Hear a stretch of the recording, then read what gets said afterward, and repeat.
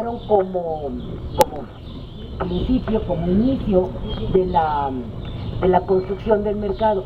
En ese punto estaba la famosa garita de Belén, que fue realmente muy reconocida, muy solicitada, porque era la entrada a la ciudad por el lado de Bucarest. Por todo ello, Sí, yo la conocí cuando era la Secretaría de Educación del DF, y el que era secretario me contó, dice, no sé si aquí todavía, no me lo enseñó, digo que todavía está, o sea, yo le creo, pero fue una comunidad. Y entonces está conservada la parte de abajo, está conservada la escalera, el pórtico y la fachada, pero la parte de arriba la modificaron, la modernizaron en los 80 y no tiene ningún. Pero sí vale la pena verla, la escalera es una joya de casa. La casa quedó verdaderamente en ruina, una cosa muy triste, muy penosa, ver cómo dejaron la casa. Como casa es pequeña porque le hicieron un agregado de un lado que da Bellas Artes. Ahorita la vamos a ver. Vamos a seguir.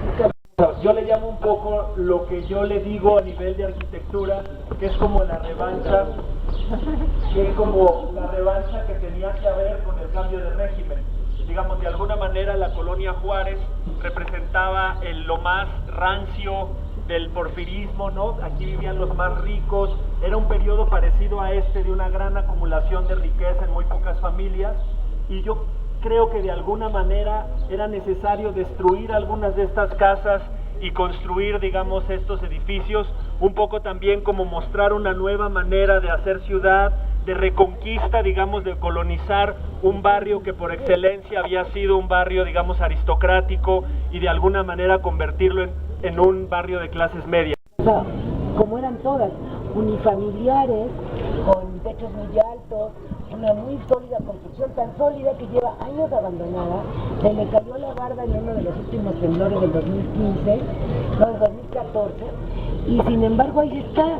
Me parece tan impresionante que no se acaba de caer, se reniega, pues no quiere caer, se resiste a desaparecer, y la estamos viendo en condiciones ya muy lamentables, pero hasta si se fijan en las paredes que están en pie no hay grietas, o sea que está sobreviviendo de manera milagrosa. Estoy viendo una grieta en el arco del lado derecho, pero creo que está sostenido todavía. O sea, es un milagro de la naturaleza, de la construcción, de la buena construcción. La embajada de la República Española. Cuando pierden los republicanos y Franco, digamos, toma el poder y el control de España, México rompe relaciones con España, el gobierno de la República, Cárdenas lo recibe y lo exilia acá en México, y entonces en ese predio se hace la embajada de la República en el exilio, que dura hasta el día de la muerte de Franco, cuando regresa a la monarquía a España. Y entonces, en un acto simbólico de ya no tener sentido de seguir sosteniendo la embajada de la República en el exilio, los republicanos abandonan la casa, que hasta donde tenemos noticias era un comodato que le había dado la esposa de Lázaro Cárdenas a los republicanos en el exilio. La casa se queda abandonada por una década, y los niños, digamos, mis vecinos que eran niños en aquella época, cuentan que todavía cuando la casa estaba en pie, entraban a la casa a jugar como casa de los sustos.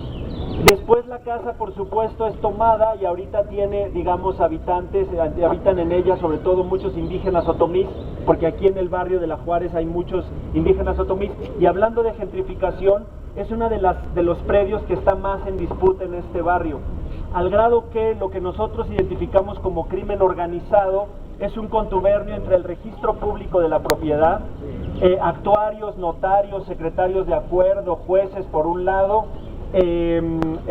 inmobiliarias y grupos de arquitectos fashion de moda por el otro, y también la autoridad local, la delegación en el periodo anterior, y el gobierno central. Entonces lo que pasa con esos inmuebles es que son 1.500 metros cuadrados de terreno en una zona como esta, además con dos frentes. Ese predio da frente a esta calle que es Londres, pero también tiene frente a la calle de Roma. No se parecen, pero son de la misma época. ¿Por qué? Porque esta época se caracterizó por un estilo que se le va a llamar ecléctico, que es decir, mezclado. O sea, tenía mezclas de todos los estilos que en ese momento estuvieran en boga. Entonces, la gente podía construir su casa como mejor le pareciera, dentro de ciertos cánones. Estoy convencida que esta es un poco más antigua que esta, sin embargo pertenecen a un mismo periodo arquitectónico, y esta es absolutamente toda de piedra, es decir, de cantera. Que no está ocupada en la ciudad. Pero lo grave no es eso, aquí está nuestra vecina Dalu, ¿dónde anda Dalu? Allá, buenísimo, que viene de las Granadas, y ella no me dejará mentir lo que implica. Una pesadilla. Estas construcciones donde en un predio de esto meten a 200 familias a vivir en cosas que yo llamo, hay una muy mala calidad de la sociabilidad, hay una muy mala calidad del espacio, de la espacialidad, tanto interior como exterior en cuanto a áreas comunes, hay una muy mala calidad, son departamentos caros y de muy malos acabados, o sea, son acabados muy chafas. Hay una muy mala calidad en cuanto a los visuales, casi todos estos proyectos son panópticos, donde solo los que dan a la calle tienen ventanas hacia el afuera y todos los demás solo tienen ventanas donde todo el día ven a sus vecinos. Entonces eso es muy grave porque es un modelo que después, digamos, cuando empezó el funcionalismo con la Bauhaus y con todas estas corrientes que hubieron en Europa, justo después de este periodo arquitectónico siguió el Art Nouveau, que más o menos es de la época, luego vino el Art Deco, ¿no?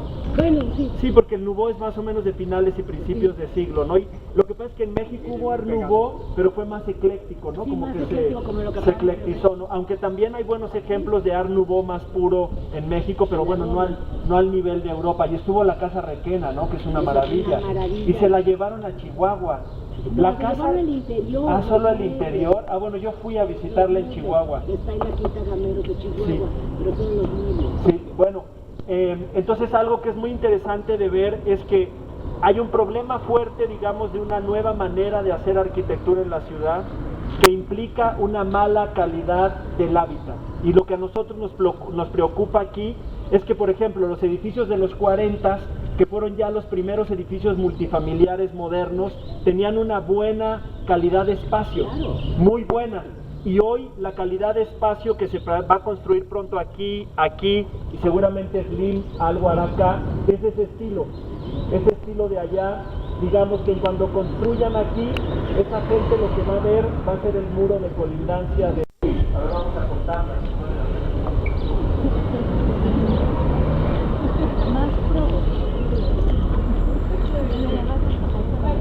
Familia.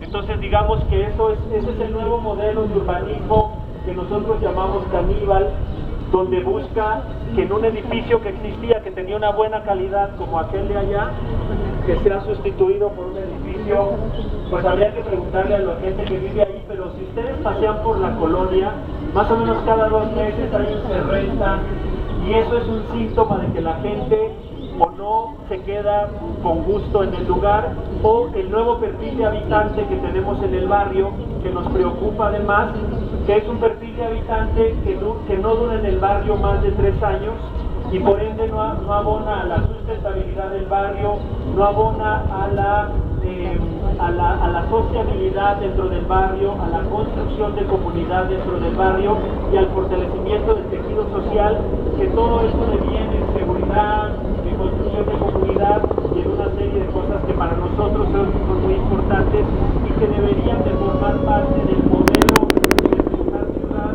que impulsan quienes están trazando las rutas de cómo debe cambiarse o cómo debe modificarse un modelo de desarrollo urbano. Una casona antigua para hacer como una especie de centro comercial informal donde se plantea que pequeños productores, fashion todos, ¿no? O sea, camisita de autor de 600, 700 pesos, silloncito de autor de 4,000, 5,000, 6,000, 7,000, 8,000, 9,000, 10,000, 15,000 pesos, en fin, como para un mercado. Y es lo que nosotros desde el Observatorio Ciudadano llamamos esas tiendas que se ponen antes de la llegada del perfil del habitante, que cumplen una función de lo que nosotros decimos el llamado. O sea, son como el de Tarzán para llamar a sus aliados y poder combatir como un héroe en distintas circunstancias. Bueno, estas tiendas cumplen esa misión. Tiendas como la Galería de Arte, como el Centro de Yoga, que además para los que llevamos más de una década o varias décadas viviendo en el barrio, es una tipología y un perfil muy nuevo. O sea, es algo que para nosotros es así como que apenas está empezando a pasar, ¿no? Porque también es un predio que estuvo en disputa, digamos, aquí en el barrio. Y aquí como Observatorio Ciudadano detectamos un fenómeno que nos resultó muy interesante, que podría, es como, si todavía observan todavía queda aquí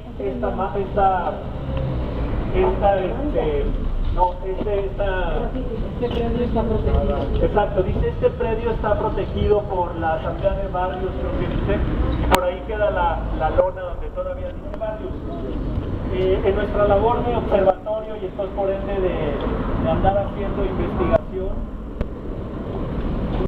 para preservar este tipo de espacios, porque representan, digamos, una posibilidad de entender el estar en el mundo de una manera distinta, porque todavía es esa forma de entenderse comerciante en una relación donde se va transmitiendo el oficio de generación en generación. Empezó el bisabuelo, luego el abuelo, hoy está el padre y el hijo todavía acá, y bueno, esperemos algún día. La bronca que tienen ahora es que la renta cada vez se la suben más y más y más, y por supuesto pues cada vez tienen menos gente que tenga el recurso para poder arreglar su radio de su coche de los 30, 40, 50. Es que se va acabando el mercado. Se va acabando. Fundaron en 1925.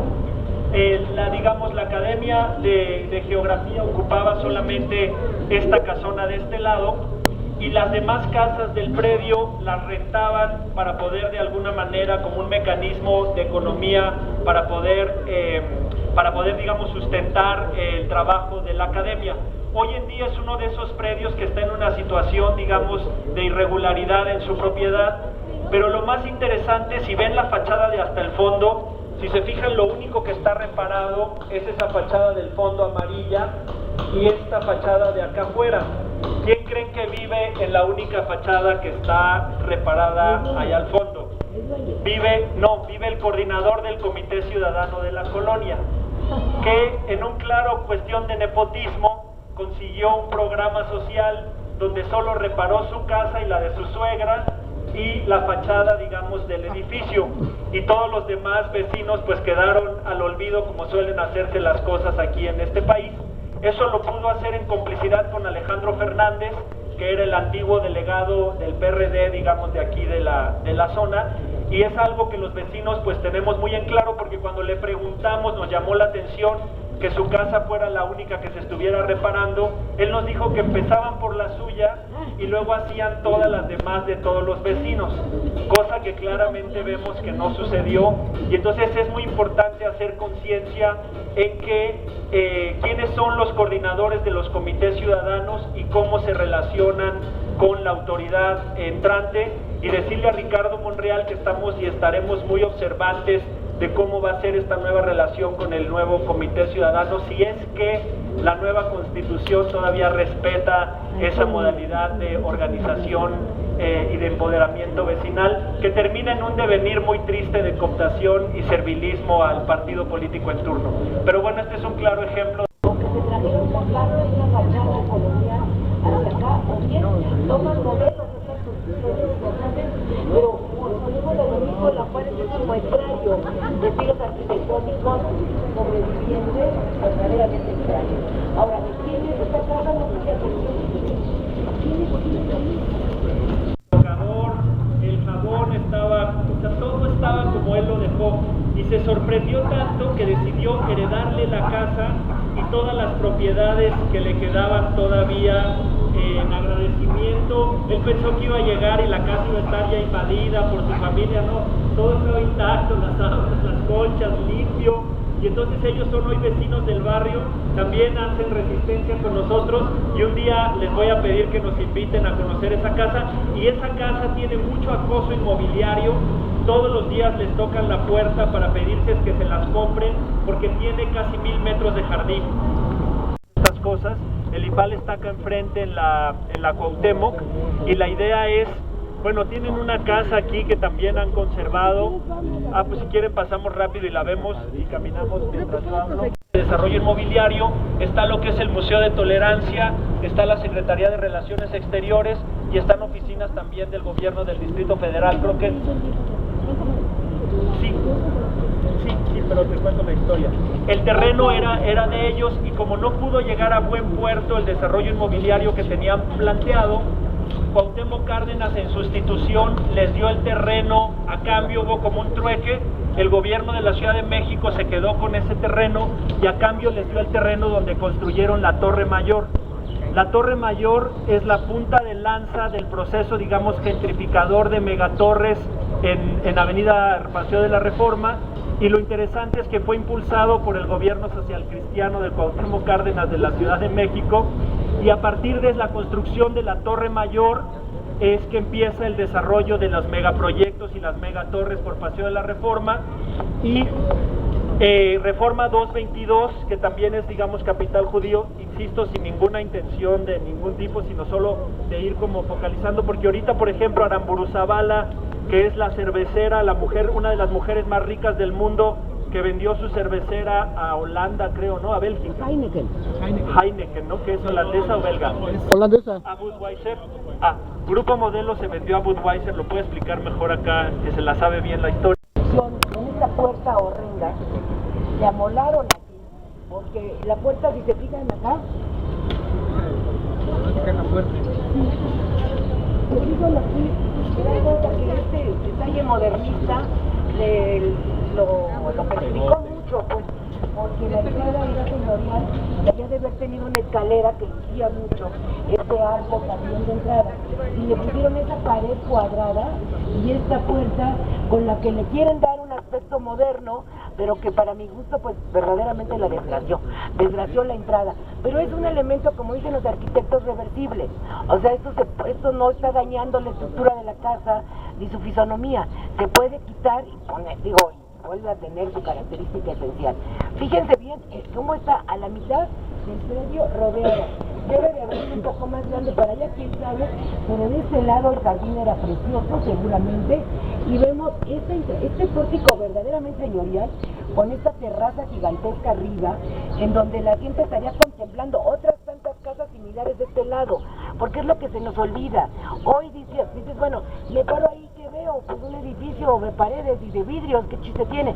En su momento estaban contemplando otras casas similares y el Paseo de la Reforma, porque las casas no eran altas y te permitía seguir viendo hacia allá, ¿no? Entonces piensen que teníamos una vista privilegiada y una entrada y una terraza formidable. Aquí sí, yo creo que las habitaciones también son muy amplias, porque yo creo que de las que hemos visto ahorita es el terreno más grande. Es el terreno más grande en el que hemos estado de las sobrevivientes. Entonces podemos ver estas habitaciones, que seguramente era la parte social, y las privadas arriba, en donde se tiene el privilegio de la terraza, como para salirte a desayunar los domingos, ¿no? Que ha de haber sido formidable. Son edificios de alta calidad en diseño y en arquitectura, que sería una pena perder, como el edificio Art Deco que acabamos de ver que destruyeron ahí en Hamburgo. En la esquina, esta construcción espantosa, era una esquina importantísima de de Niza y Hamburgo, una esquina formidable, que antes del temblor era todavía una zona extraordinaria. Si vemos un poquito hacia allá, hacia el fondo, mira, aquí hacia el fondo, podemos ver una casa que hoy es banco, que está pintada como de rojo, ¿ya la ven? Esta es una casa muy conservada, que está bastante bien, convertido en banco y se conserva. La zona roja todavía tenía parte de las mejores casas porque había formado parte de la colonia del Paseo, que estaba pegadito al Paseo de la Reforma. Entonces teníamos unas casas formidables, como esta que acaba de mencionar Sergio, que es de las poquísimas que queda, y hace 30 años, 40 años, era todavía una zona privilegiada, esto era todavía un pequeño París, y ya se desapareció. Y ahora es la Lagunilla 2 y está en condiciones lamentabilísimas. Pues es patrimonio, ¿no? Es parte de la identidad de esta zona de la ciudad, que formaba parte de lo que era el bosque de Chapultepec. No, este no, pero digamos Chapultepec.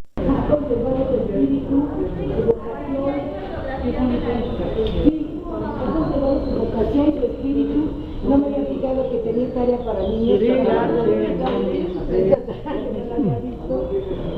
Pero ven el mostrador, la madera, como yo les decía, los techos, las pantallas de los focos, no hay una distinta, por favor, chequen eso, es muy difícil. Bueno, la de las dos, pero de ahí en fuera están conservados su característica esencial, original, de cuando esto se abre en este lugar, en los 40, acá quieren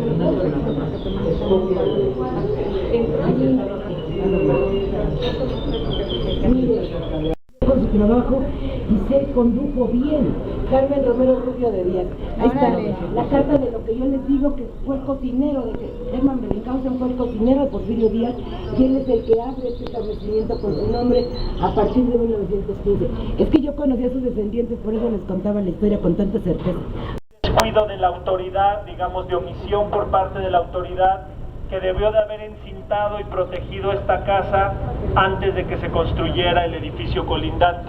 Y al no haberlo hecho por omisión, porque está en la ley, lo que se provoca es esto que estamos viendo, y que muy probablemente el dueño esté esperando que se caiga para entonces poder densificar y revalorar el terreno. De lo que un vecino nuestro que se llama Pepe Alba llama limpieza social y desplazamiento forzado, porque él considera que tendrían que tratarse como delitos que atentan contra los derechos humanos, pero que además también son de lesa humanidad. Entonces son delitos que no caducan nunca. El cascarón y atrás está el edificio moderno que se alcanza a apreciar muy bien desde aquí. Sin embargo, bueno, nos damos de cuenta que el pasado se conservó. Que está liderado por Luis Rodrigo Rivero Borrelli Watley. Es lo que yo les decía, que está considerado por el diputado de la zona el cártel inmobiliario de la colonia Juárez.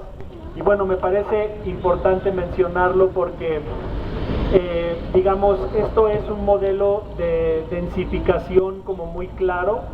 Era una casa, eran 4 casitas o 2 casitas nada más, y hoy hay, ¿cuántos departamentos contaron? 16. Hoy hay 16 microdepartamentos, y cuando digo microdepartamentos estoy hablando verdaderamente de espacio muy pequeño por un lado, y por otro lado hay 2 locales comerciales. Pero lo que es interesante es cómo Dios los hace y ellos se juntan. Acá al ladito tenemos la representación de Veracruz, que hoy está considerado como uno de los estados más violentos y más, digamos, hay un gobernador ahí, que Duarte, que bueno, ni qué digo yo más. Pero bueno, es interesante ver cómo en el modelo de ciudad que ellos plantean como urbanistas contemporáneos, plantean la vivienda, microvivienda, digamos, de lo que yo considero mala calidad de este lado, y después estos espacios de coworking y de oficina del otro, con la idea de que se pueda vivir y trabajar, digamos, en el mismo espacio.